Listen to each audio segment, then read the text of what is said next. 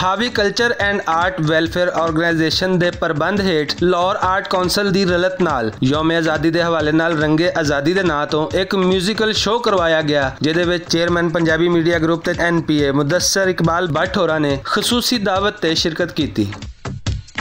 सदर Punjabi media group Nadeem Raza ते NPA दे कन्वीनियर काजी तारक होरां दे नाल vice chairman Punjabi media group Bilal Mudassar Bhatt होरां ने भी खसूसी तौर ते शिरकत की। इस म्यूजिक शो विच प्रिंट मीडिया दे नाल जुड़े सहाफियां ते उन्हां दीयां फैमिलियां ने भी भरवीं रलत की ते फनकारां नूं उन्हां दे फन दी दिल खोल के दाद दित्ती।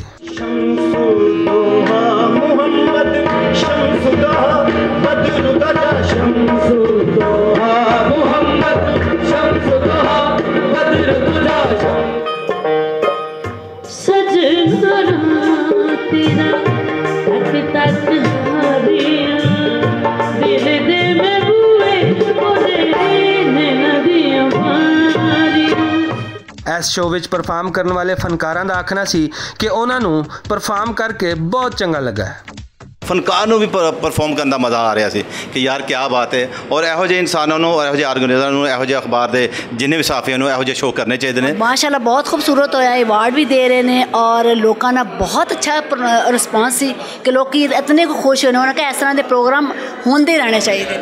फनकारां ने चीफ एडिटर हावी ग्रुप नदीम पट्टी होरां नूं कामयाब म्यूजिक शो कराने ते वधाइयां दित्तियां ते उम्मीद की कि इंज दे शो आइंदा भी होंदे रहणगे। नदीम पट्टी साहब जो भी शो किया बहुत अच्छा अरेंज किया है। अहमद मलिक साहब, नदीम पट्टी साहब जिन्होंने जो भी ऑर्गेनाइज प्रोग्राम किया बहुत खूबसूरत किया। आवाम को बहुत मज़ा है, सानू गाने का बहुत मज़ा है। चेयरमैन पंजाबी मीडिया ग्रुप ते NPA मुदस्सर इकबाल भट्ट होरां ने अपने खिताब विच आख्या कि newspapers and periodicals association of Pakistan मखसूस टोले की बजाय सारे सहाफती इदारियां दे मालकान ते वर्करां दे हकूक दी जमानत दिंदी है। जे तक NPA की गल हुई असीं जिहड़ा एक नवा प्लेटफार्म तश्कील किया न्यूज़पेपर्स एंड पीरियडिकल एसोसीएशन के नाम तो ਉਹਦੇ ਅਸੀਂ ਅਖਬਾਰੀ ਮਾਲਕਾਂ ਨੂੰ ਇਕੱਠਿਆ ਕਰਨ ਦਾ ਯਤਨ ਕੀਤਾ ਤਾਂ ਕਿ ਅਖਬਾਰਾਂ ਨੂੰ ਜਿਹੜੇ ਮਸਾਇਲ ਨੇ ਉਹਨਾਂ ਦਾ ਹੱਲ ਸੋਚਿਆ ਜਾ ਸਕੇ।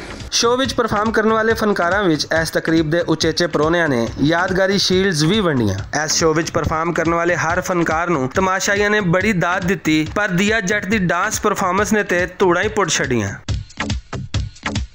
कैमरामैन नोमान ते ज़िशान भट्ट दे नाल असगर अली, भुलेखा TV, लाहौर।